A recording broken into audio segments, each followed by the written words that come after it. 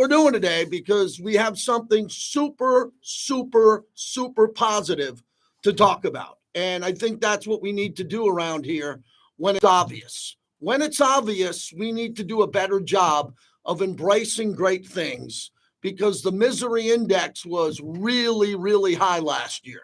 A misery index is what I call when everybody's pissed off, everybody's negative, everybody's fighting amongst themselves, everybody's freaking out all the time, and it just comes at us in waves.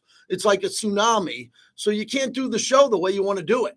You can't. You can't come in every day and go, hey, let's break this down. Let's talk about third down. Let's talk about this game, that game. You can't do it because you have a bunch of people all around you who are just so negative that it takes away from the energy of the show. Every call is negative. Everybody is pissed off. Everybody on social media is whining about something. People want to tank. People want to lose on purpose. It was out of control last year. And thank God I got experience in radio. I can kind of navigate through that. And I think we gave you a lot of good shows. We try to bop in guests, talk about this with players, alumni, come up with features here. But last year wasn't difficult. I'm not saying, oh, woe is me, man. Pat me on the back. It was a hard year. No, it was a pain in the ass because everybody was just complaining around the clock. So yesterday we had something very positive. Pete Carroll and John Spytek were introduced. It went over really well. Everyone nationally thought it went over at a high level. So everybody's pretty happy about that. And yes, we're up on YouTube. You can watch the show JT the Brick YT. It's free. It's there every day. You get my alert on X at JT the Brick. Just click on the link. So yesterday we were in there. Pete Carroll comes in, and he couldn't have been cool. He gave us Jerry Garcia references, Ocean 11s. He's talking about his grandkids, how excited he is as Eric Allen and I are interviewing him. John Spytek comes in. So we had about 4 or 5 minutes with him as we were in a break, so we can talk and introduce ourselves to him. And then I thought he was fantastic. Very interesting story. A guy who's really focused. And then after the interviews that we had with Jason Horowitz, Lincoln Kennedy, Paul Gutierrez, Deshaun Reed, if I'm forgetting anybody here, we had a lot of people on yesterday. So we did this really conceptual show about a press conference, and I got a chance to anchor that. And when I drove out of the building around 2:30 to come home, my wife, who watched it all, said, wow, that was a really cool day. And I said, yeah, it was. I had one of the more memorable days I've had since they put the shovel in the ground in Henderson and built the Intermountain Healthcare Performance Center because everybody was on the same page. Now, as I told Bobby before the show started, when I talk about something really positive that happens, I'm very careful to not criticize the former regime. I don't want Antonio Pierce, not that he's watching this, to say, oh, my God, you act like it was miserable. No, it was just the opposite. Antonio Pierce, whenever he came in that radio podcast studio, was bouncing off the walls, trying to win games, right, and keep everybody there and the culture. And he did that. Then practices were hard, and I thought everybody was on the same page. They just had a lot of bad luck last year, a lot of bad luck. They had a ton of injuries. They lost 10 in a row. They couldn't get any momentum going. It was a nightmare scenario because everything that could go wrong went wrong, including the late injury in the year to Max Crosby, the injury to Christian Wilkins. Marcus Epps is gone all year. Everybody's hurt. So you don't even have the depth to go out there. You got to bring up practice squad players, and you got to try to compete in the toughest division in all of football. Good luck with that. That's behind us now. Let me clarify this again. We are putting the past in the past right now, today. My show, my name. I do whatever the hell I want as long as I'm doing this. Okay? So in these 2 hours that I'm doing today, I am setting the tone for the future. I don't do sugar-coated cupcake radio. For those who say, well, JT, you throw up a lot of softball questions. Great. Thank you very much for that. You want me to yell with the pitchfork and get fired? Some do. It's not going to happen here. We try to get access. And with that access, we try to give you everything. It's not going to be perfect, but we're going to give you more than anybody because we get the access. Okay? And the guys who go like Q to practice in the press conferences, and Vinny, who's in Mobile, Alabama, getting you access. People are ripping Vinny. Vinny was the first guy to have Pete Carroll. First guy, Vinny Bonsignore. People mocking him. Well, you didn't get that right and your timeline was wrong. Bunch of idiots. Absolute idiots that we're dealing with here, mocking Vinny Bonsignore, who had Pete Carroll first. Okay, so we're going to take everything that happened last year And a lot of it was tough. I wouldn't say it was bad.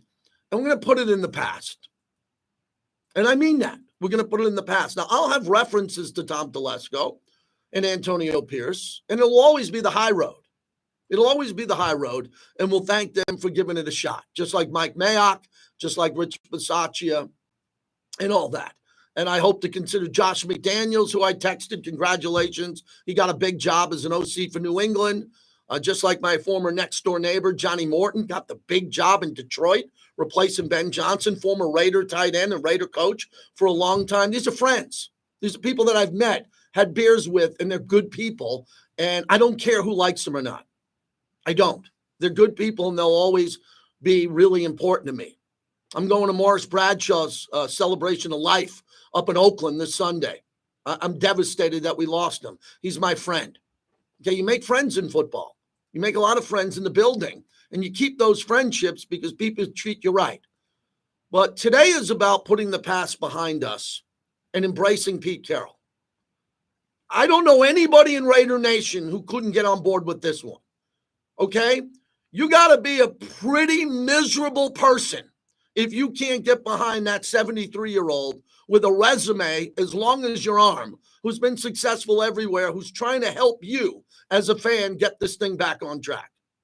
So I got people on my timeline, Bobby, that are like, well, I'll believe it when I see it. What type of person do you have to be who has a Raider t-shirt on, Raider Paulie, Raider Vic, Raider Mikey? I'll believe it when I see it. Really? You're going to have to wait? You can't get behind this thing in January and get behind Pete Carroll? You don't love that deal? So what we're going to do is we're going to be super positive without sugarcoating everything, because we got some big radio shows coming up here. We'll be at the Super Bowl. Okay?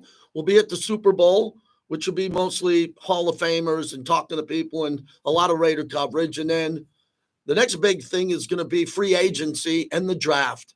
And as I told you, I didn't know Pete Carroll was going to be the head coach. Didn't know John Spytek at all. But these guys got to have a great offseason. They got to thread the needle. And I had a couple of big takeaways yesterday. But the biggest one was Pete pretty much telling us all, no, we're getting this done now. This wasn't about a 2-3 year plan. This is not about 3 years with the 4th year option, maybe getting it right at the end. This wouldn't be worth it to him. Did you all get the impression yesterday that Pete Carroll didn't take this job for any money? I got that impression. I don't think Pete Carroll said, man, I'm only going to take this job if you pay me this much. Head coaches make a lot of money. He came here to take this job to instantly win because he wants to have fun. He wants to win so badly, and he really respects Raider Nation from his years growing up in the Bay Area. He gets Al Davis. He gets Bill Walsh. He gets Frank Yule Field, Keysart Stadium, the Oakland Coliseum. This is a guy who's been around the block. So with that being said, he is the perfect guy now to give this another shot. And then we'll find out if he turns it around when the schedule comes out. But we got an opportunity the whole off season to be pretty positive about what's happening here and to get rid of not all the misery, not all the depression, not all of this me being therapist every day.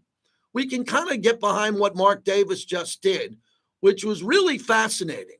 He brought in new owners who have a say, and their voice really matters because they've been super successful with Tom Brady and Pete Carroll and a first-time GM, and it looks like it's a really sharp decision. That's it. That's all I got. It looks pretty good. So where are you going to stand on this?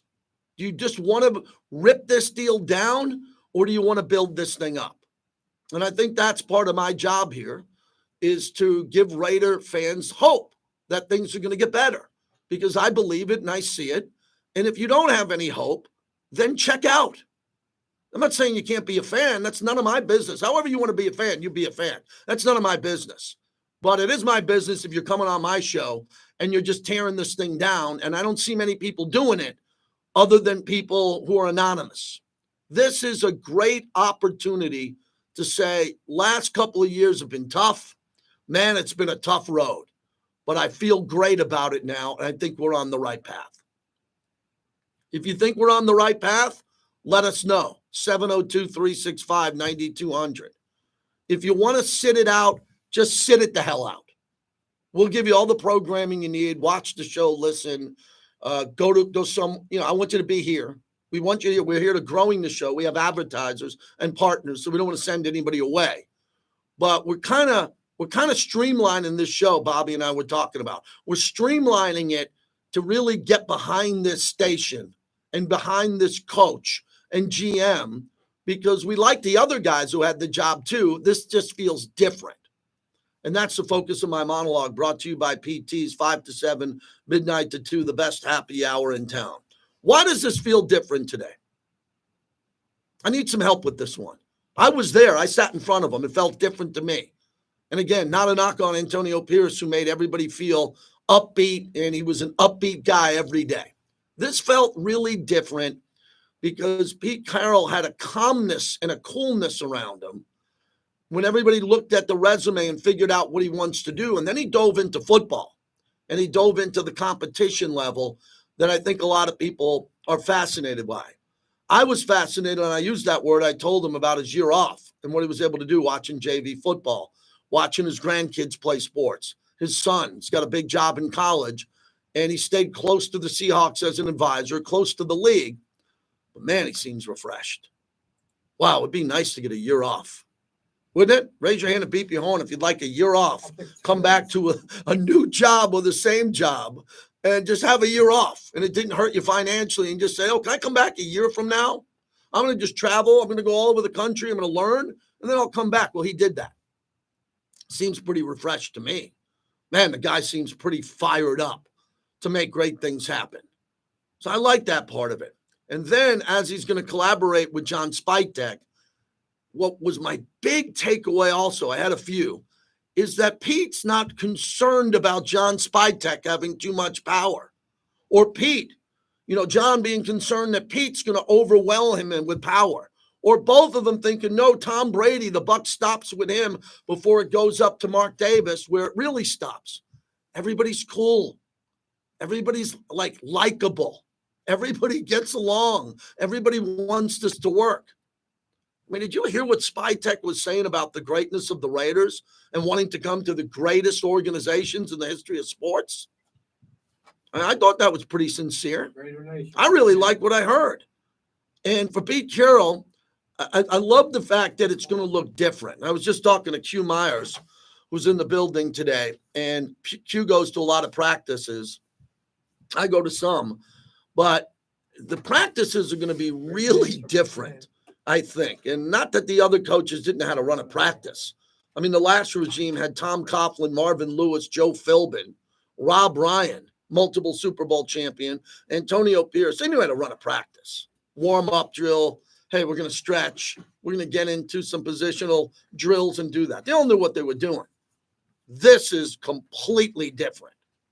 The way Pete Carroll is going to run this practice, run this team, Competition Wednesday, which is something I've always loved, it's going to be crazy different. I think it's going to be much more efficient. I think it's going to be fun, because he said that. He went out of his way. If we're not having fun, he's not doing his job right. And I truly believe the level of competition is going to be so severe. As Richard Sherman said, if you're not one of the top 11 players, you're not playing. Pete Carroll's not going to care about your draft status. He's not going to care about your contract, how long you've been in the league. If he's got you on the roster and you're not practicing the way he wants to, you're not playing. And maybe that makes the team a little bit better along the way. So there's going to be a lot of changes going around. They want to run it differently. They want to run it really differently. McDaniels and Ziegler wanted to take what they saw from the Patriots and the success they had and kind of institute that into the program. It didn't work. They tried. John Gruden and Mike Mayock tried to do it their way. I think it probably could have worked. The email thing situation happened. It was derailed. Mark Davis talked about that yesterday with Select Media afterwards. You just got some guy who's great at the next level in Pete Carroll. When you look at his combination wins and who he's beaten and what he's been able to do, and it's really impressive. So that's what I wanted to say today. I get the first 20 minutes of the show, and then I give it to you, and you can react to it or not. What I thought about today was There's a lot to be thankful for after yesterday. Last season was tough. It was hard. It was a learning experience. A lot of people lost their jobs. I would say the majority of the coaches won't be back. And people have been asking me, who's going to be the coach? I don't know anything. I can't tell you who the coach is going to be. I'm just watching like you are. We'll find out when we find out. But a lot of coaches aren't going to be back. A lot of good people are going to have to relocate their family and children. A lot of new people are going to come to this community and give it a shot again. But I have a lot of passion. Overnight last night, long day, did the 3-hour show last night till late at night. I woke up today really rejuvenated by what I saw yesterday. First off, I'm very thankful I have this opportunity. Come on, I pinch myself. I get to be there asking the questions, anchoring that press conference on YouTube, all the platforms. I get to work with Eric Allen. How about EA? I mean, everybody say your prayers. Say your prayers, football prayers for the Pro Football Hall of Fame, that the announcement should be coming really short. And I'm sitting next to a guy who's a Hall of Famer off the field. And I hope the light shines down on him in the coming days. And then the opportunity for Pete Carroll to walk into that studio for the first time. So this is cool. There's a little behind the scenes stuff. Pete comes in and he turns the corner and comes into the studio and was like, whoa, like what? They don't have that in Seattle. They don't have that in New England. We do. Mark built the TV network inside there that's pretty incredible. Cameras everywhere. And he just sat back, threw on the headset, and was so comfortable and relaxed. And then John Spytek came up there. Same thing with him. Just calm and cool, really excited to do some great things. And overall, I was pretty optimistic when I left. It's not my first rodeo. I've always enjoyed the other coaches and always believed they'd win. I don't know of anybody in the history of media, in sports media, that's dealt with more head coaches than I. Seriously. And they've all been pretty good guys. And this is the new group that I feel better about because it seems like it's very sharp and smart. It seems like the decision process, they got their guys. If they wanted Ben Johnson first and Pete Carroll second, I don't care. They got Pete Carroll, and we're lucky to have him. Age is not an issue at all. Age is not an issue at all. Energy is at the highest level I've seen. And I don't know, I've met Pete Carroll once before. I don't know him well, but God, the energy was just electric, bouncing off the wall. And everybody seems to be ready to get behind the guy. So you always hear about Raider Nation and the fans. I'm in the black hole. You always hear about these fans that'll do anything for the Raiders. Now's your chance. Now's your chance to do anything you want for the Raiders. Not to sell your tickets to opposing fans, to show up early and tailgate, to get behind the coach on sports radio and social media, to knock out all the negativity and the background noise and really get behind this. And if you don't, I'm going to leave you behind. And I'm going to hope you listen. And that's really harsh, but I guess after doing it this long, I got the wiggle room to say that. It's time for some fans to get on board. If you can't get on board with Pete Carroll, I don't know how you get on board with your job, your social life, your buddies, who you hang out with, if you're just going to say that this thing's not going to work. And if you truly believe it's not going to work, okay, I get that. Then you're in a tiny minority of people who just don't believe anything. It doesn't matter who walks through the door. But the Raiders got a real shot at competing quickly because I think Pete Carroll took this job to fix this thing quickly. This is not a 2-year, 3-year plan. No way. If you want to tie one thing into his age, that should make sense to you. That this is not a 2 to 3 year plan because he doesn't have 2 to 3 years to be a 500 coach or barely above 500. You can't be 500 anymore. And to say that, hey, this deal's coming to an end and I didn't accomplish anything. We didn't go to the playoffs. You can tell Pete wants to win, right? If you listened to yesterday, if you paid attention, I think you know that. He wants to win. And Spytek seems super sharp. And you should be super sharp if you're going to be a GM of an NFL team. And retool a scouting department and player personnel and be in charge of that. You better be really sharp. And he seemed like he was. And a great family man. He mentioned his young daughter who passed away and the foundation he built in her name. That was pretty emotional to hear. I read up a little bit about it. His wife was there. His kids are young. My boys are 23, 21. I think he said his was 10 or 8 or whatever it was. Remind me of my kids at that age running around, tying their shoes and talking and having fun and proud. I thought it was a good day yesterday. A lot of people there in the building were pretty impressed by the whole Raider presentation. And now we got to get behind Pete Carroll, which I think should be pretty easy to do. Let's begin with Chris in West Oakland as he kicks off the show today. Hello, Chris. Hey, JT, I'm finally able to start calling again. Kids are back in class, so we're back to practicing later. Right. So I'll be a little more frequent. And listen, I agree with most of what you say. First off, about Pete Carroll, look, I was kind of like you. I wanted Ben Johnson. I wanted the younger offensive mind because those are the other coaches in the division. Not necessarily younger, but offensive-minded. But you said it. Just because you don't get your first choice doesn't mean you don't eventually end up with the best choice. I don't have a problem with Carroll's age. He's 73 or, going to be 74 when his season kicks off. The guy's a proven winner. Stability, he was whatever he was in a dozen years, 15 years in Seattle. Spytek's done a hell of a job, built 4 straight division winners in Tampa Bay. So I'm with all that. Where I'm not going to say skeptical, but you know me. I always say that sit back and see. At least with Carroll, we do have a proven winner. I was skeptical of McDaniels because of what he did in Denver, and I never thought the guy was that great. I'm just glad they didn't go hire a retread that's failed everywhere else. We've got a retread, but he's successful. We know he can win. Now the key, I don't care who the coach is, JT, it comes down to the players on the field. Can you put the players around Pete Carroll that he needs to compete? And again, where I disagree with you, at least at the moment, the way the roster's constructed, I don't know how quickly we're going to compete until the quarterback situation is fixed. Whether you get a bridge guy, I don't know that there's anybody on the market that's not going to give the Raiders the 4th best quarterback in the division. At worst, 3rd, if you think you can get somebody better than Nick, who's certainly on an upward trajectory. So I do think there might need to be a little more patience. In the AFC, you're loaded with elite quarterbacks.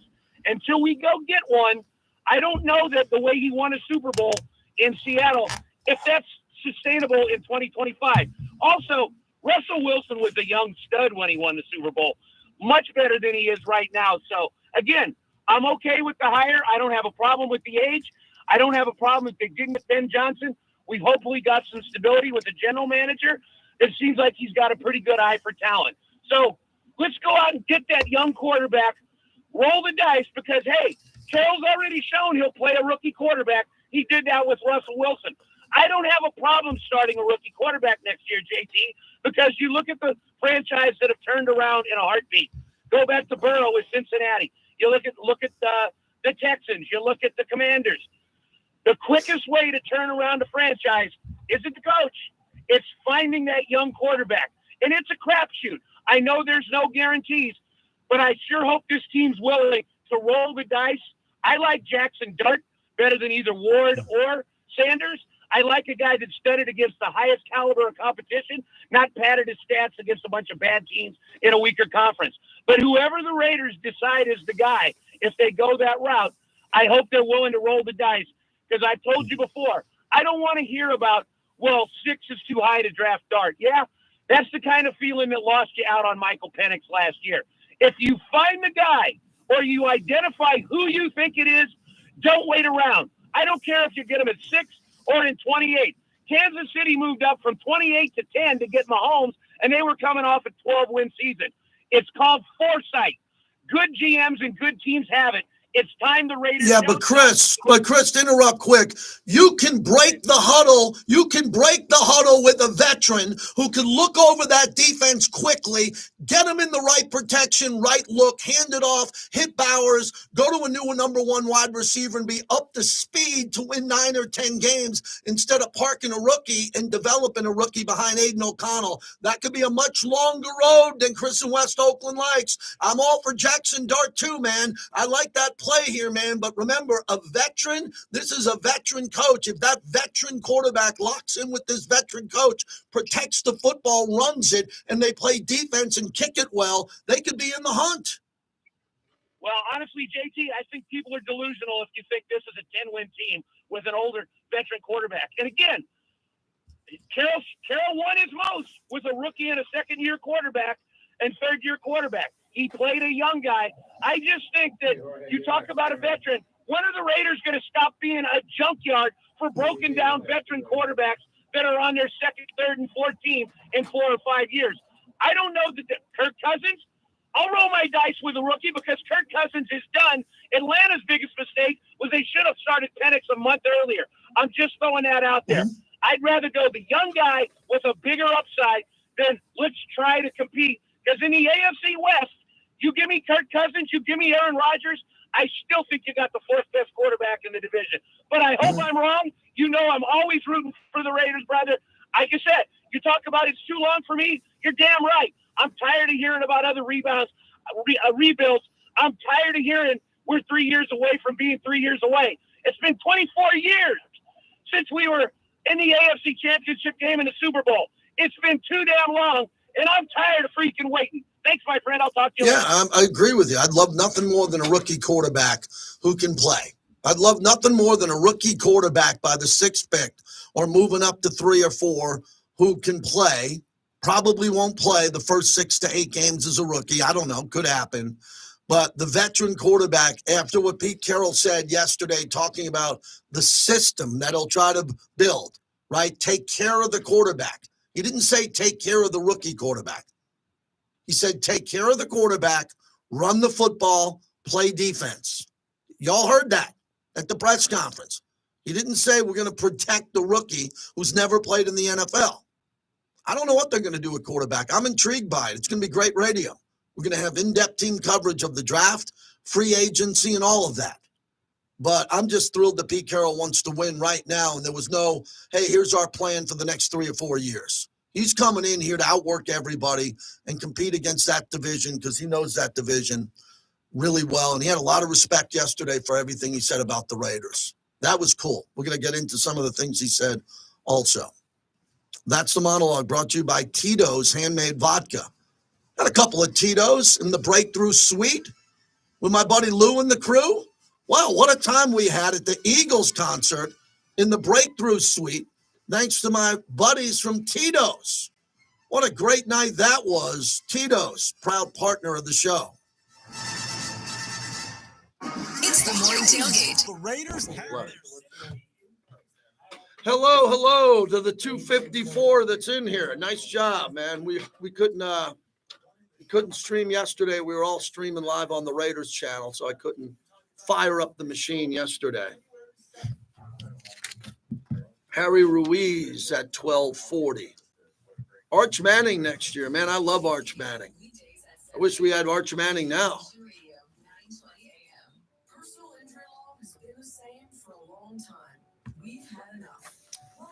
Yeah, they got to re-sign some. I think they're going to not re-sign most of the coaches, but there could be some. Robbie Leonard is a great coach, up-and-coming coach. No doubt about that.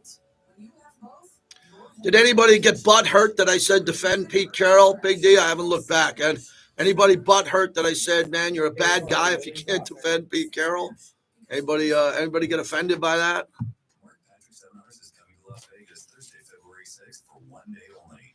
I don't think there's going to be a final say. For those asking me who's going to make the final say, sounded like Spy Tech and Pete are going to work together on every decision, like Pete's done in the past.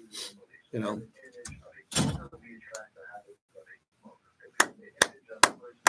Yeah, if you can hit that like button, please take 2 seconds and just hit the like button in the screen. I'd greatly appreciate that. Thank you. I am a Patrick Graham guy, too. I'd like to see Patrick Graham stay. I'm sensing Patrick Graham's got the chance to go to Jacksonville with Liam Cohen.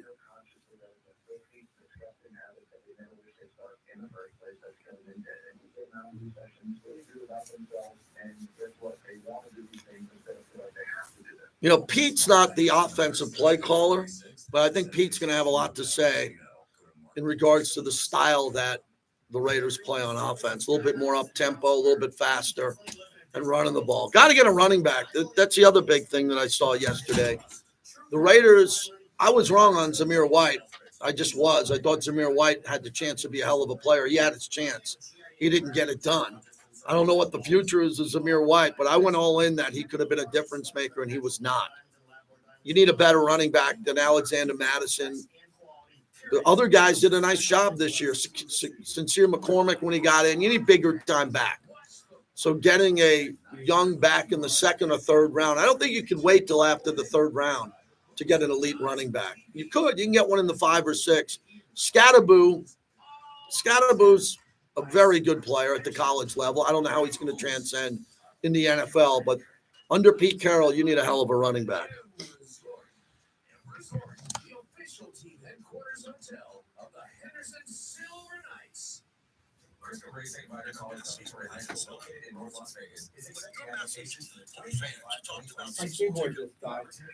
Your keyboard just died. So what does that mean?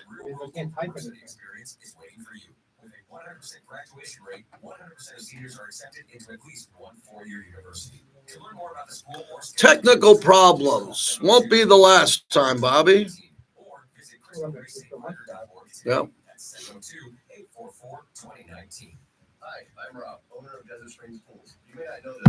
I'm thinking about going to that Bob Dylan movie tonight. I don't remember the last time I went to a movie theater. I think it was Top Gun with Ruiz. Really do. I haven't been to a movie theater. I watch a lot of movies streaming. I stream a lot of movies, but I haven't been to a movie in a long time.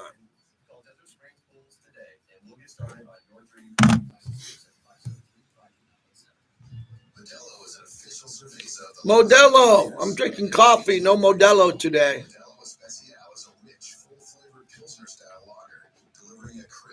Bobby, they're saying you should have a backup keyboard on hand and a mouse ready to go. Yeah, the Bob Dylan movie. How do you miss me in the Bay Area? I'm on the air right now in the Bay Area. Right? It's YouTube. JT the Brick, YT. This is radio. Carroll.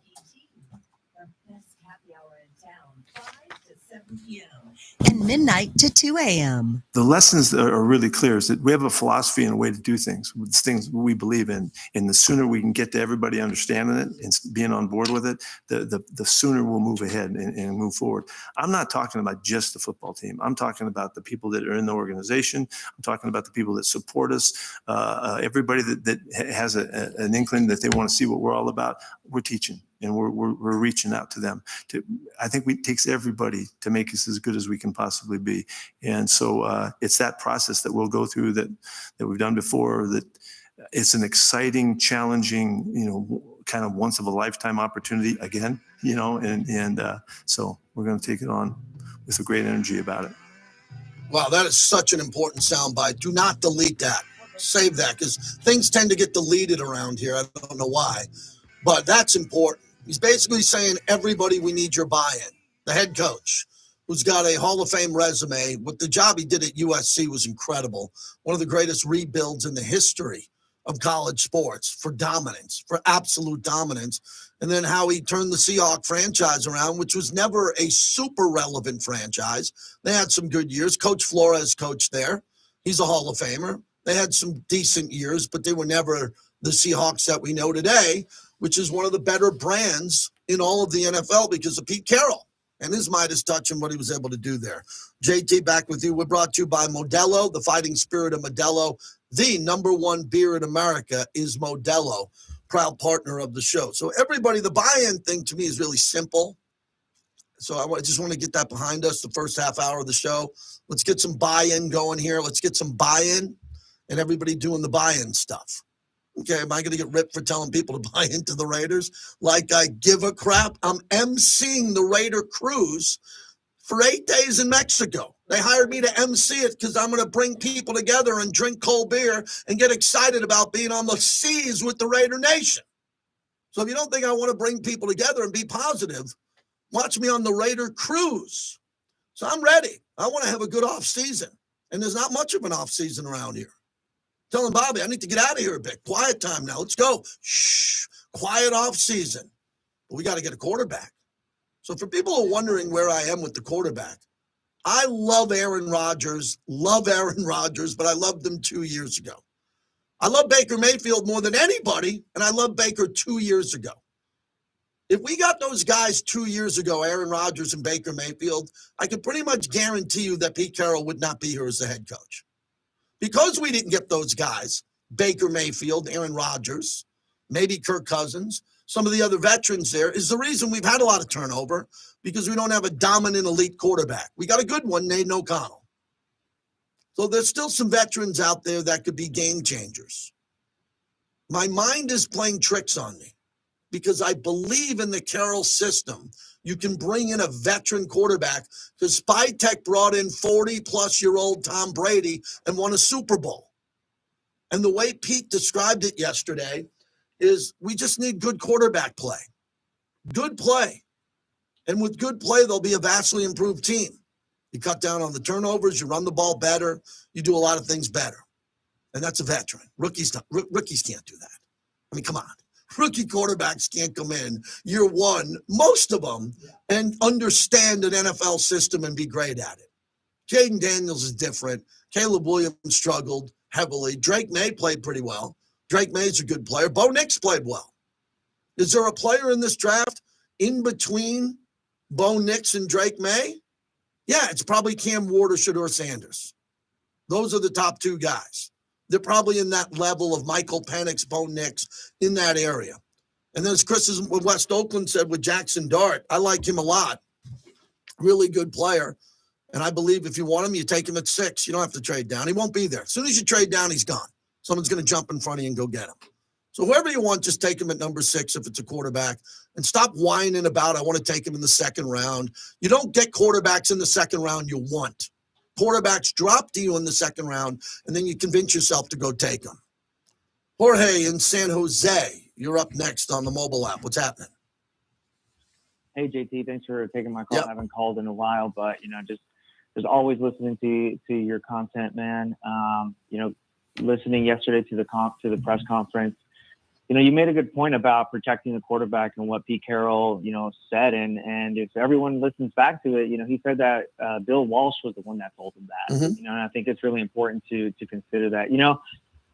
I want to bring up Coach Gruden just real quickly, if that's possible, only because I'm super happy with what's happening to him, but I'm also extremely bitter as a Raiders fan, just knowing that this team was set back. And Mark Davis came out and said it, how, it was, I'm not going to call it a crisis, but he had to deal, and us Raider fans had to deal with the last 4 years or so of just a lot of ups and downs, and just being here now finally to see Pete Carroll.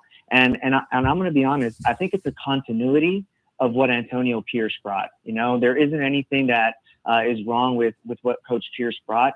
But what I really like about it is the decision to bring in somebody that has that similar style, that similar attitude, who's a Super Bowl winning champion. Antonio Pierce is a Super Bowl winning coach as well, as a player. And so, that attitude, I think, is super important for Raider Nation to understand. Now, with John Spytek, I think what Mark Davis has done, and to credit Mark Davis, because I know a lot of people don't, and sometimes I also criticize him, but each general manager has brought something meaningful and significant to this franchise that he's hired.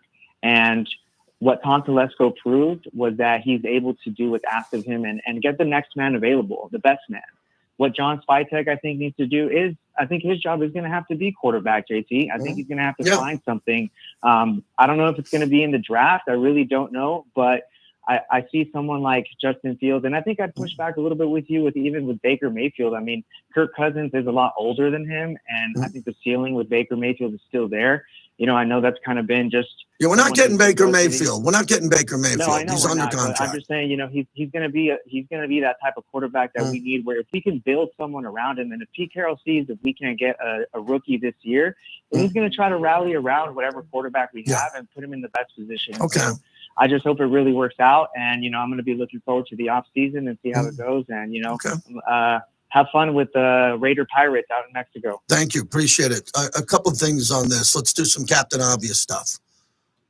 Tom Brady, Pete Carroll, and John Spytek are going to choose the quarterback. Everybody good with that? This is Captain Obvious on the good ship Obvious. Okay, here, let me say that again. Tom Brady and John Spytek and Pete Carroll are going to pick the quarterback. Everybody good with that? Or does everybody want to blank and moan about that too? We all have our quarterback predictions here. That's what we want to do. We're going to talk to Vinny Bonsignor tomorrow, right out down at Mobile at the Senior Bowl. And we're going to have guests on the show and draft experts. We're all going to wonder who the quarterback is. It's the same thing, Bobby, that people give me credit for. When I go to an Italian restaurant, I don't ask for a menu.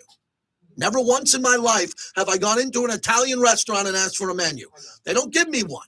I sit down and I go, what would you like? I'll have the chicken cutlet or the ravioli. I don't need you to. If you tell me what's best, I might ask you that. Everybody needs to see a menu now on the quarterback. No, you don't. Tom Brady's the menu. Tom Brady is the chef, and he's everyone behind the scenes. Tom Brady will decide who the quarterback will be. And there'll be people who complain about that. Just let the guys pick the team. They're going to pick the team, and our opinion's going to matter because we're doing a talk show, and we want to talk about who to play. But it comes down to there's some pretty good people in place in regards to going forward with picking quarterbacks. The coach, the assistant GM, who's now the GM, and Tom Brady, who's the greatest quarterback of all time. That's why we need Mahomes to lose. Stevie G in Oakland, the town, when Marshawn Lynch was down here yesterday. What's happening?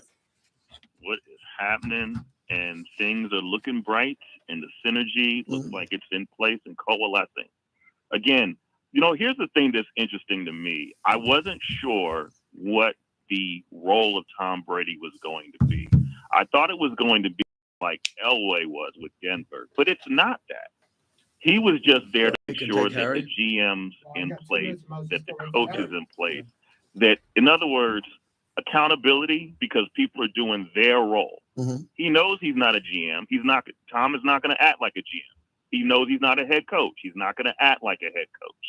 But he does know what it looks like in a winning organization, how it should sort of fit together. Mm-hmm. And he's helped put Mark Davis back in the role again of being the owner, so he can enjoy himself and be the owner and know what he knows and knows what he doesn't know. And Tom is stepping into that role again. I think maybe in 5 years or so, I think we're seeing our future president of football operations. He's not that now, but I just think he's there to make sure that, these chess pieces are getting put in place. So actually, I'm going to say something. I'm not worried about the quarterback because I think they are going to figure it out. Whoever knew that, who was our guy? Rich Gannon was going to be what he turned out to be. Right. No one thought that. I don't care what anyone says. No one thought that. But they figured it out. And I believe that they will figure it out now. I think Pete has an idea. Obviously, Spytech has an idea. They're going to work together. They said it. They're going to be on the same page, lock and step, and they've got their brain trust together moving forward collectively to figure out how they're going to do it. I think they're going to get a veteran, and they're going to pair it with the draft choice. Wherever that is, I trust where they pick the quarterback. Good. So do I. I appreciate the call. I would agree with you on that. If they took Jackson Dart or they went out, got the kid from Syracuse, there's a couple of other quarterbacks there, and drafted him and parked him with Aiden O'Connell, and they came in and they got a veteran to go along with that, I'm okay with that. I truly am. I think that would make a lot of sense, and I think they'll get the quarterback situation right. Harry Ruiz, the Spanish voice of the Silver and Black, who was there today, pumping out content left and right as he was at the press conference. Hello, Harry. What was your biggest couple of takeaways from what you heard from Spytech and Carroll yesterday? I mean, just seeing the energy of both guys and the hunger that they have of not just getting the position of head coach and general manager respectively, but wanting to win and wanting to be successful and not just being here thinking about Pete Carroll as a last hurrah. No, man, he wants to make this team where it should be. He wants to have it in a winning position. He wants to have it in a compete position and not just being there as the Raiders. He wants the Raiders to be feared, and I like that a lot from Pete Carroll, which, man, I mean, I'll be honest, he's double the age of me, but I think he has more energy than me. The way I look at it, that was a home run hire right there by the Raiders. Yeah, so did I. He just came across so calm and cool yesterday, and the plan. What did you think of the timeline? The timeline overall about, Pete basically saying, no, we got to get this going now. It's about now with the fans and everyone in the building and getting this right there. I thought there was a sense of urgency at that press conference. Of course. And especially you look at what happened last year with the Chargers, and it seemed like they got stripped down of talent and they were still able to get themselves into the playoffs this year, even though they let go of another potential victory in the wild card round. They made it to the playoffs. That's what you want from the Raiders. You want them to be there. And once you're in, anybody has a shot. So if the Raiders, you look at the calendar, JT, and for the first time in forever, we can say it's like, hey, man, it doesn't look as that murderer's row that we're used to. Yes, we still got 6 games against playoffs opponents just by going against your division. But you look at the rest and it's like, hey, man, you can start counting. And if the Raiders go out there and play the way they should play, they can get to potentially to the playoffs. And Pete Carroll, man, you look at what he did in his last 2 stops at USC and in Seattle. He wants to win. He doesn't just want to be out there and playing. He wants to win. He knows what success is, and he wants to get there. Harry Ruiz is our guest. John Spytek and the combination of them working together, it seems like it's so cool and relaxed. So like, yeah, we're going to do this together. Every GM gets the question at every press conference in the history of the NFL, what's the hierarchy? And I didn't see a problem with that yesterday. He's the GM. He's going to work evenly with Pete Carroll. And I think Pete's going to give his opinion when he needs to on the roster. And I think they'll work together beautifully. Yeah, and the folks that watched the game against the Buccaneers, and specifically I'll say people like Jason Horowitz and myself, while working on our charts and seeing the way that roster was constructed, you see the way where I think the number was 44, the number of players that they either drafted or signed with them as undrafted free agents that started the season on their initial 53-man roster. But I was just going through that offensive line, and it's like year after year, they were getting guys that were key guys on the offensive line. You look at their defensive line, same way. This guy knows how to build a team, not just from going and throwing money at players, but by building the roster from within, from the roster, from the undrafted free agents. I love that from John Spytek. You look at his past, the way that he has worked himself up the totem pole to become now a general manager. His expertise has been the draft. And the Raiders, we need home runs in the draft. Last year, they did a pretty solid job. Hopefully this year, we got, 4 top 80 picks? Do the best you can with them. Harry Ruiz brought to you by the DeCastaverde Law Group. If you get into an accident, call Alex and Orlando DeCastaverde. The brothers win. Okay, so I'm not going to put you on the spot today, but after that press conference, I came out of it that a veteran quarterback could work well here because of Spytek and Carroll's recent track record. One's Tom Brady. The other one with Pete Carroll's Geno Smith. Geno Smith played at a very high level under Pete Carroll. And for Pete Carroll to keep Geno around meant something to me because I wouldn't have kept Geno around. I would have said, I want a better quarterback than Geno. No, Geno developed into a 4,000-yard quarterback every year and going to the playoffs. Look what he got out of a guy like Geno Smith.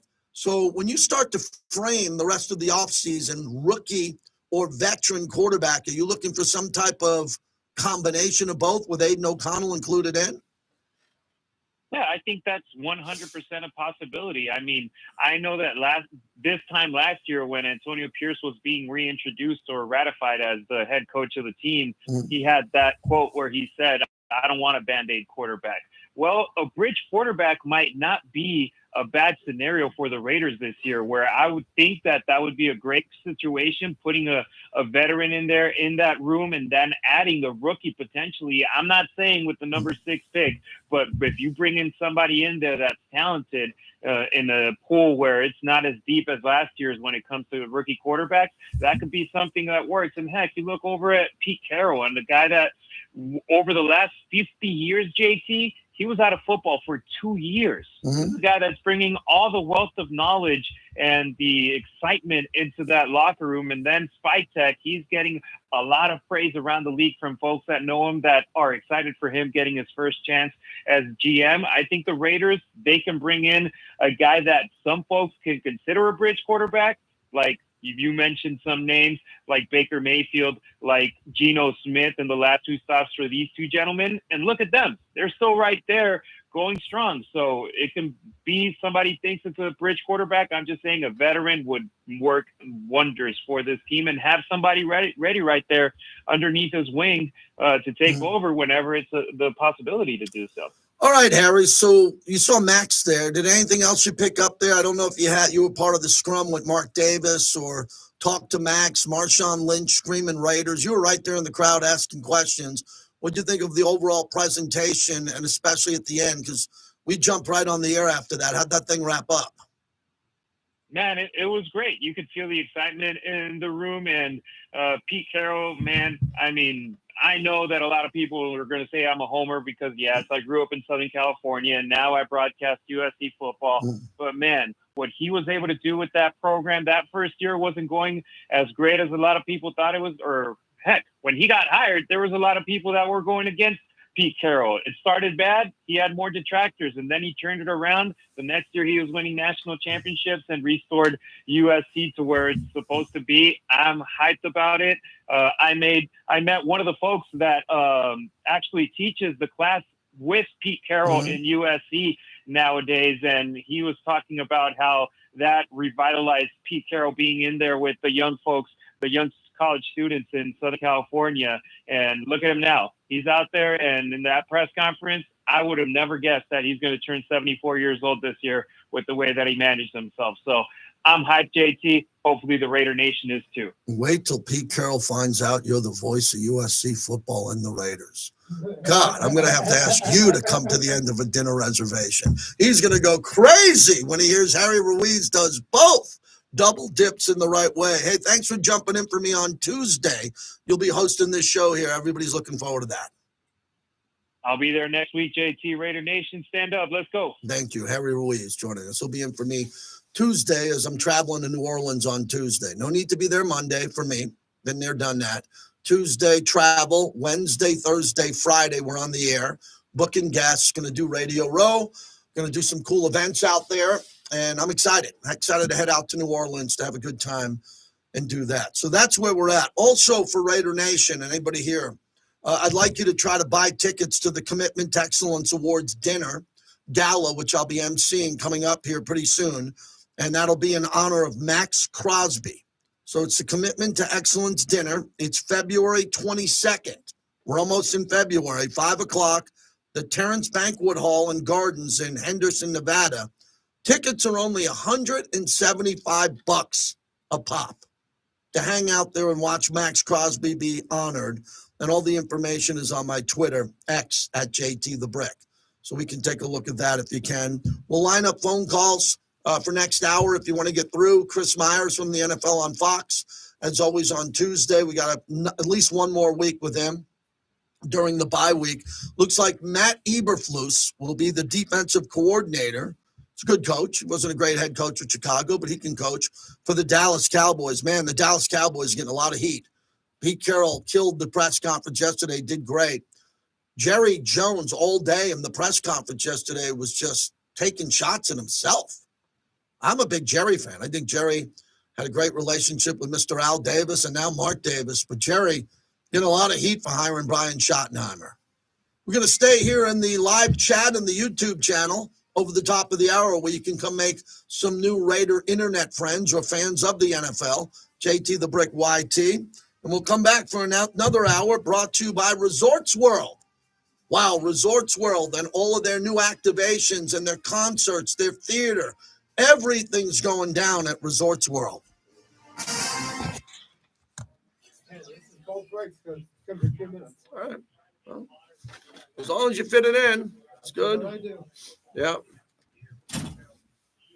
I like Jackson Dart. So you're going to either take him number 6 or you're going to lose him. That's all I'm saying.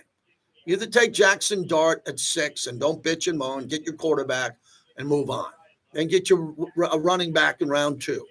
And then get your wide receiver that's tall and elite and get him in the 3rd round maybe. I don't know. But don't act like you're going to get Jackson Dart with the 40th pick in the draft. That's stupid. He will not be there. Someone will trade up with him up to number 16 and steal him from the Raiders, if you like him.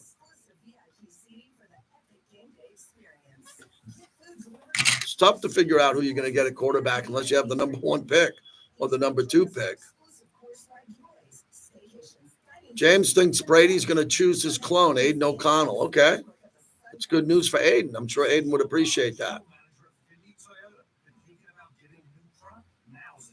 Well, James Farrell, if Jackson Dart looks good at practice, remember, he's still a college kid at practice. You know, kids don't have to have great practice every day. Peyton Manning had bad practices. So did Tom Brady.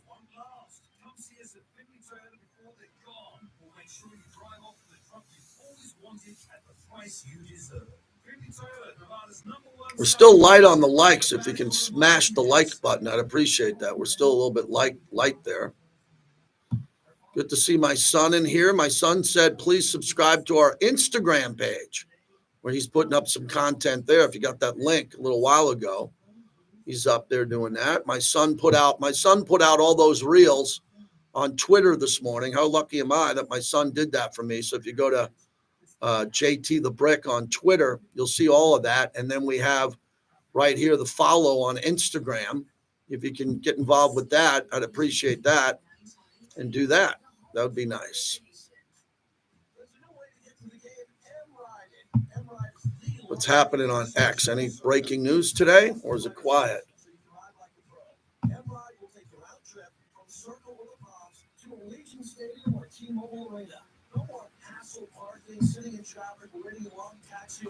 Shad Khan speaking. Press conferences.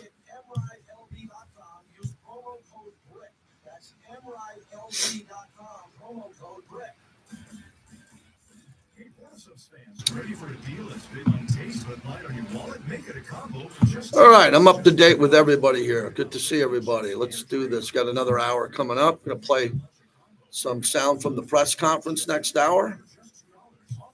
Raider Deb. Kenny saying my heart is set on Shador. I'd love to get Shador. If Shador drops past number 3, if the Raiders wanted Shador and they evaluated him, Brady worked him out, go get him. Gotta have to trade up and get him.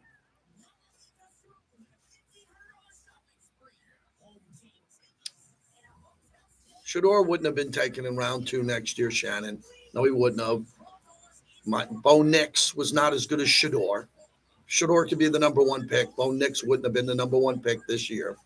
So it's an opinion, and I respect your opinion.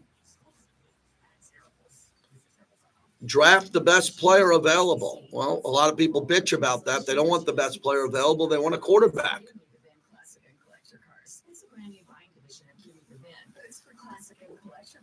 Experience providers will price and offer on your 1970 Honda Cuda or 1988 Fox Body Mustang or your granddad's old 1985 square body Chevy truck. GMTVCC.com is where you go to get real money for classic and collector cars to get paid now. That's GMTV. What's Sanders' comp? That's a good question.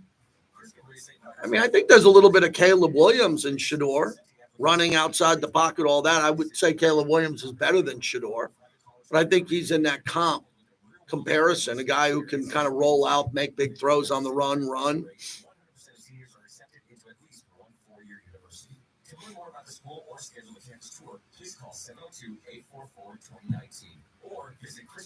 Yeah, I'm excited for the draft too.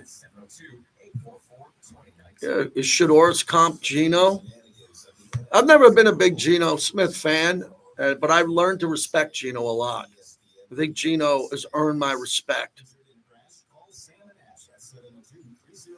Gambler's bonus hits again. On December 14th, Eric hit 4 8s, clearing his Gambler's bonus quarter-kind bingo card for over $7,500. Eric hit big and so can you. With Gambler's bonus, it's why you play the game. Welcome to the Chevy Lightning Round. And I just want Kansas City to lose. You know, I've liked Saquon Barkley. I don't like the Eagles. But I'm in the Eagles camp on this game. I need the Eagles to win, and that'll be the Eagles winning their 2nd Super Bowl since the Philly Special and Nick Foles. You know, for the Eagles to have 2 Super Bowls, they still trail the Raiders who have 3. But it's pretty easy to root against Kansas City. You know, it's pretty easy. Raider Food, Chris, do you think we're headed back to greatness? I hope so. I think we're on the right track.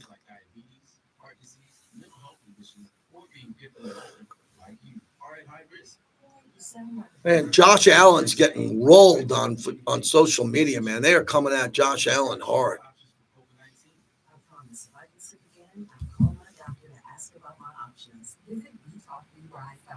To learn more. Brought to you by Bandwagon.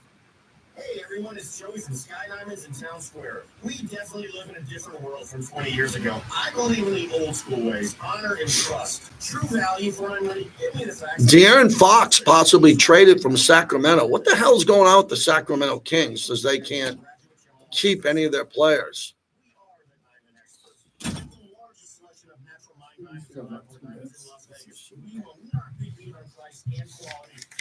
Come to Sky Diamonds and let us prove it to you. Running a business gets more complicated. All right. So you need a trusted advisor in your corner, especially when it comes to workers' comp. Group Management's been helping about self-insured. Yeah, it's just me being quiet. You know, I got to save my voice during these breaks, but I'm looking at everything you guys are throwing in here. I appreciate that.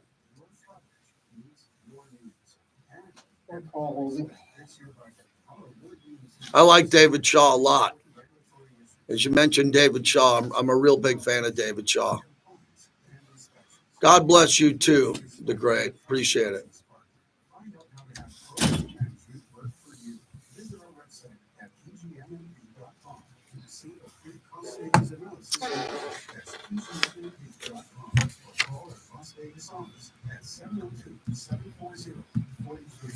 I watched that Arizona basketball game last night over Iowa State, that buzzer beater to tie it up and go into overtime. That was a lot of fun. Snow Raider, I looked at Grateful Dead when he brought up, he looked me in the eye and he said, Jerry Garcia.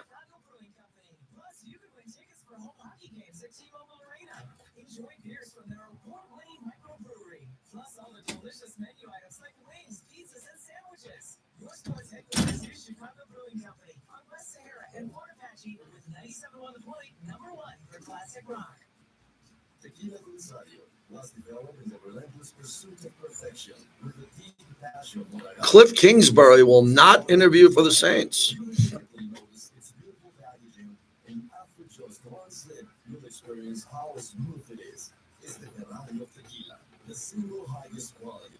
100% all natural handcrafted comisario tequilas like Rosado and Añejo. Okay, we're back, everybody. Hour two. I'm going to go about another 20 minutes here.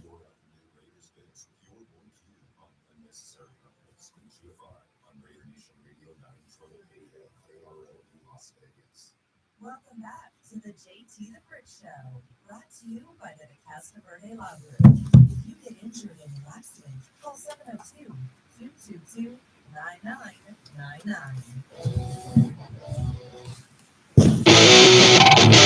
It's the JT the Brick Show, broadcasting live from the Finley Cadillac Performance Studio. Raiders bring a blitz. He takes up off the middle, and he's wrapped up from behind.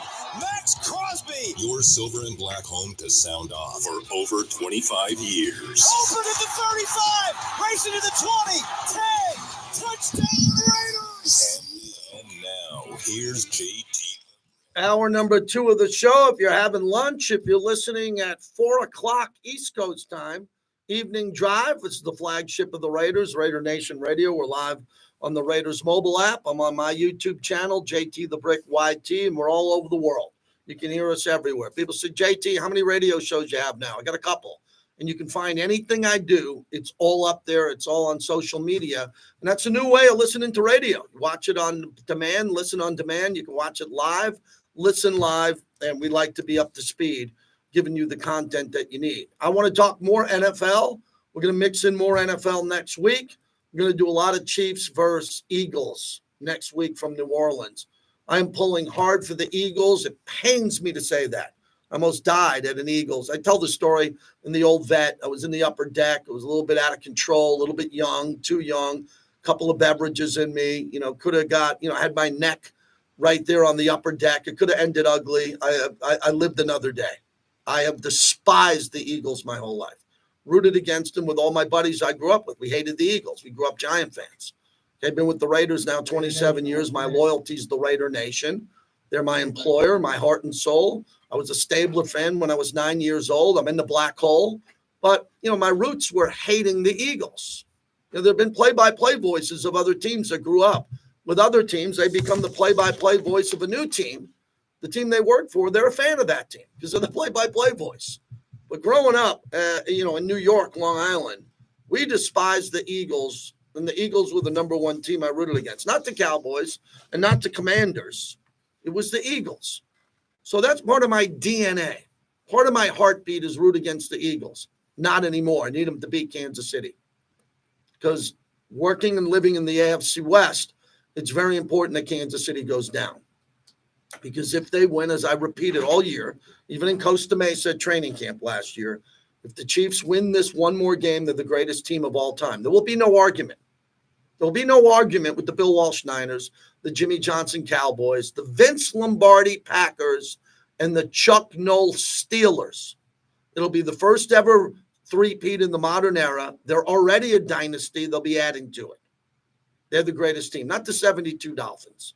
72 Dolphins, good, but they weren't a dynasty in regards to winning 3 Super Bowls in a row. They're a very good team under Don Shula. I think the closest comparison that the Chiefs are today is to the Cowboys. Remember, Jerry Jones hasn't won in 30 years? Well, let me take you back 30 years ago. They won 3 out of 4. Not 3 in a row, but 3 out of 4. That's probably my greatest comparison to this Chiefs team. So it should be very easy to see root against Kansas City. I think they're a bandwagon fan base now with the Swifties. I always throw that out. My wife's a Swiftie, so I don't hate the Swifties. I'm just telling you the truth. They're a bandwagon. People are now afraid that the Swifties will come after you if you say anything negative. I mean, this thing is ridiculous. Every time I turn on a Kansas City Chief game, I feel like I'm watching Entertainment Tonight. Every time I turn on a Chiefs game, I feel like I'm watching Access Hollywood. There's a red carpet. There's Swiftie. She's sitting with Caitlin Clark or Mahomes' wife or Mama Kelsey. I feel like I'm watching Access Hollywood. I don't turn on my television to watch sports and watch Entertainment Tonight. And Inside Edition, I like to get away from that garbage and watch sports. Not anymore. Kansas City has become one of the greatest bandwagons in recent American sports history because they're winning and they have a pop star bringing in millions of fans. That formula, man, is bad for Raider Nation. I don't like that formula, man, at all. I don't want that formula to live another day. And I think once they go down, they'll go down. We won't hear from them for a while. Mahomes will be great, but Kelsey's aging out. Chris Jones is going to age out.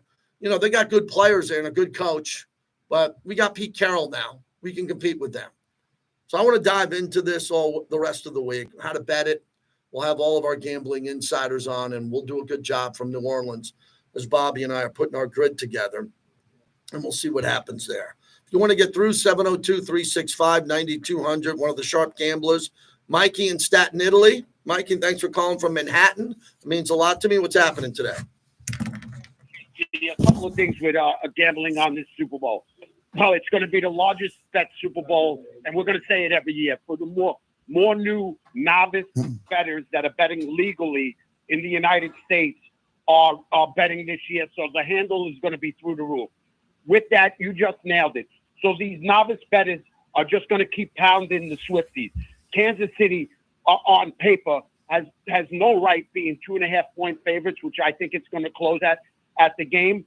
But so you're taking the money out of the shops because me being a bettor, I can't put my hard-earned money in, to make a big bet against Mahomes, until he loses, just like with Belichick and Brady, when they take the air out of the ball and they win a game 13-3, they'll come up with Spagnuolo will come up with a plan to stop Barkley. But JT, my question for you is: you're going down to the Super Bowl with your son. Well, I just got out of a security meeting. It is going to be on lockdown. The security is going to be over the top tight for there. So plan on giving yourself plenty of ample opportunity. I was going to go down there for it. I'm going to Vegas. The vibe in Vegas now that we had the Super Bowl last year. Do you see Vegas packed with just people coming back to Vegas for that? Yeah, Vegas is always great just to come in for the Super Bowl. But Mikey, you're in the security business, also retired detective, because of the incident that happened on Bourbon Street. You just think Bourbon Street, New Orleans will be on full lockdown, so it'll take longer in an Uber, longer in a cab, longer to walk because the security is going to be insane? Yes. So this is what they're doing, JT. The way I can explain it to you is New Year's Eve on the Strip, cars are stopped at 8 o'clock at night. Mm-hmm. So that's what they're doing with the barriers. They're setting up double barriers. So there's gonna be no auto transportation from Saturday night, like 2 o'clock in the morning, to the Super Bowl game around where the game is. It's only going to be foot traffic. You're going to have to go through 2 or 3 different checkpoints to get in there. Clear bags, just like every other time you come into a football, you go into a football stadium. They're bringing in the National Guard. That's already been done. Louisiana can have no problems at this game. And they're just telling everybody, get there. You're not going to be able to hop around to different locations. You get in one location, you bar the night before, you stay there. The day of the game, give yourself plenty of time to get into the stadium and enjoy the game.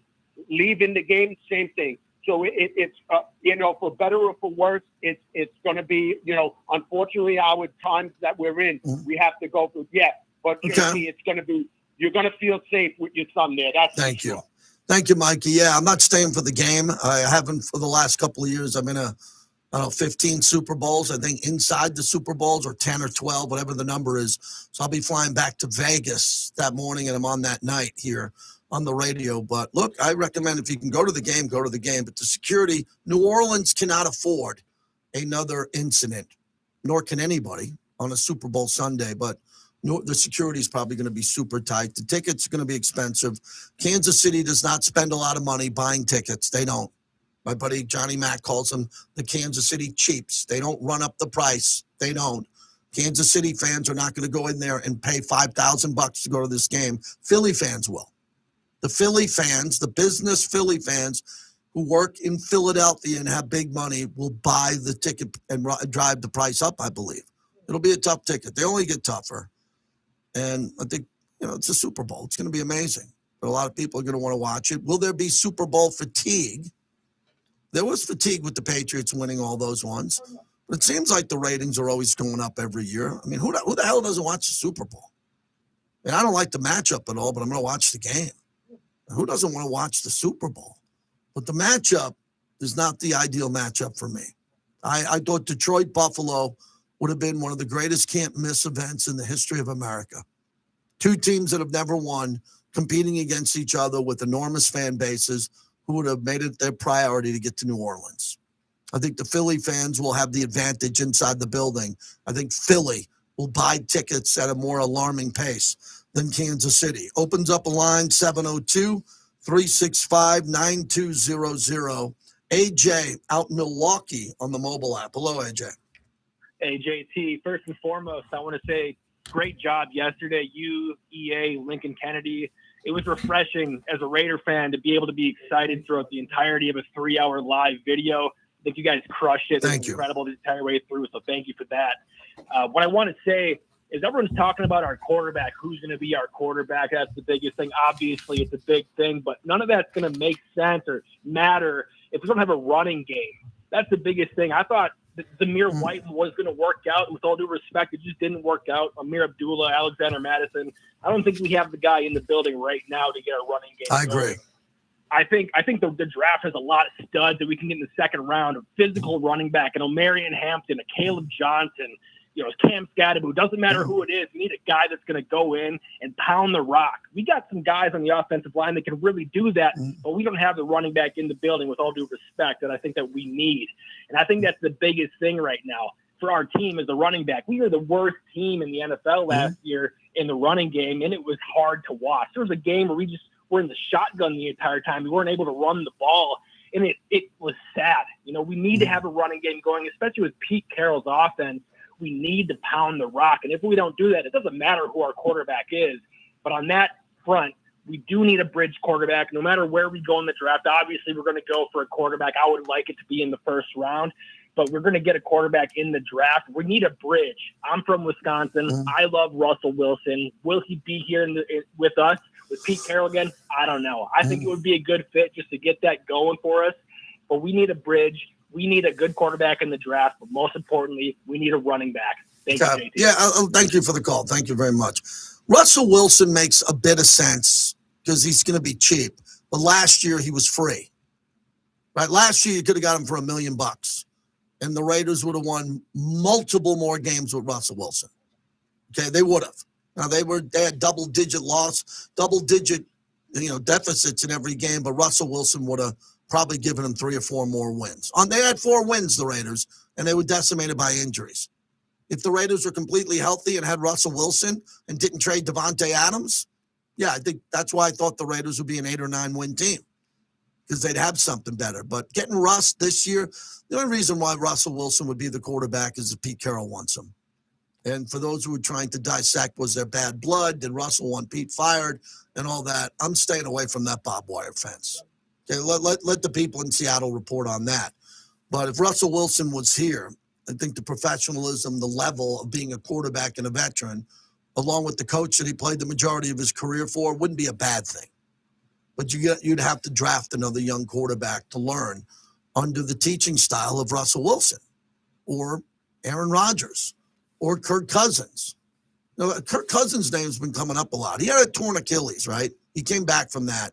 Played pretty good to start the season last year. Then he hit a wall. Some people think because he was recovering from an Achilles injury. Well, he's pretty much healthy now. And if Kirk Cousins broke the huddle and came out of the tunnel at Allegiant Stadium, the ball would come out on time. He'd make good decisions at the line of scrimmage. He's won a lot of games. He's been in a really high-end position in this league for a long time. He's the highest paid quarterback ever with guaranteed money. The guy who's the architect around the guarantee.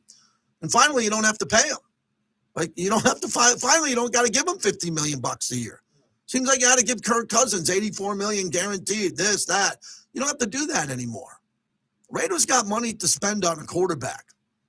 And as I spoke with Eric Allen yesterday, the price of Sam Darnold should have went down as he lost the last 2 games. It didn't go up. It should have went down. And Sam Darnold, if he came here, means he would be leaving Minnesota, a team that won 14 games. Would he want to do that? Sure, if he got paid. If he got paid, he'd want to go. I think he's going to go to the highest bidder or just stay there in Minnesota. Tyler in Vegas on 920. Go ahead, Tyler. Hey, JT. I just want to reiterate what you've been saying about the Chiefs. You know what? As Raiders fans, they're public enemy number 1. We should all be rooting for the Eagles, as unfortunate as that may be. I have friends who are NFC fans, and they're already, tired of the Chiefs. They're public enemy number 1. So, it should be a good Super Bowl. Looking forward to that. But as far as the coach, over the moon with Pete Carroll. Team gets better, 2 or 3 wins, just with him walking in the door, JT. And just like you, I have faith in this organization. Pete Carroll, he's not an offensive guy per se, but he's always been good about getting quarterbacks. Russell Wilson, he basically got out of nowhere. He was the 3rd-round pick. They paid Matt Flynn big money to start that year, and Pete Carroll said, you know what? No, we're going to go with the rookie. And that worked out pretty well for him. So, very encouraged and, just looking forward to next year. Good. Thank you. You should be very encouraged. And if you're not, I would question you. I would question you face to face or on the phones. Why aren't you encouraged with John Spytek and Pete Carroll? And the only answer I get, Bobby, is, well, I've been down this road before. We haven't won in 22 years. You're right. You're right. So now you got 2 guys that give you a better chance. You would hope that would be the case. But you got to get a quarterback. You got to find a way to thread the needle in free agency, the quarterback. Free agency to me is key this year. There's too much money. There's too much money not to spend. And for those who say, well, they got to sign their own players, I don't think they're going to sign a lot of their players. Ooh. I don't know that. How would I know that? I don't know John Spytek. I've talked to him once and Pete Carroll. The point is, I think there's a lot of players on this team who are up for contracts that shouldn't be back. They're not good enough to be on Pete Carroll's Raiders. Some will be, but the overall group of players are not good enough on a team that lost 10 in a row, and they've been often injured, and they're not Pro Bowlers. You're going to re-sign players. You re-sign Pro Bowlers around here. You want to go give a contract? You go give one to Robert Spillane, who played his ass off for this team.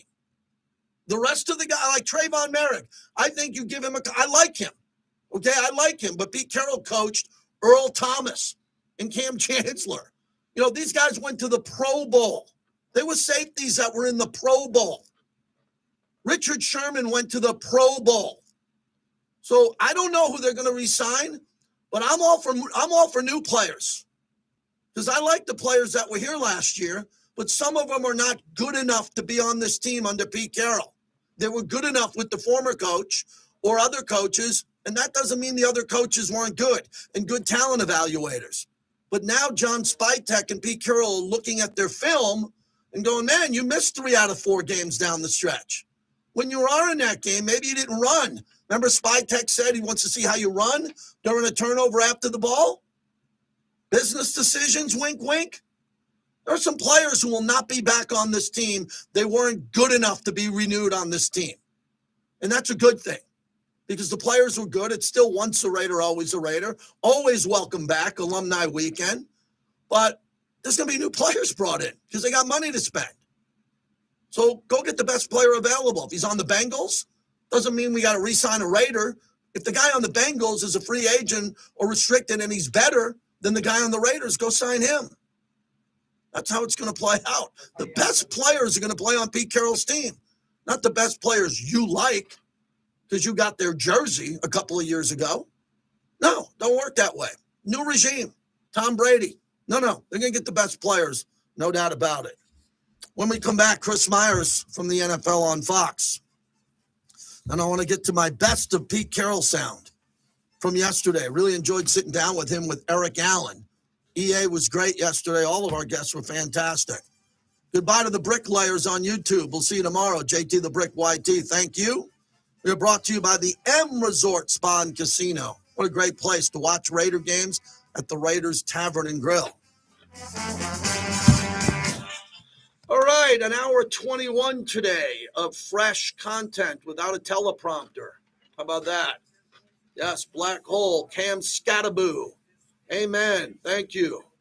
The Black Hole existed in Oakland and only Oakland. No, you're wrong. The Black Hole exists everywhere. But in Oakland, it was the biggest and most vibrant. I would agree with that. Appreciate everyone. Have a great rest of the day. Look for a live stream or a podcast coming up. Got a little bit more work to do today.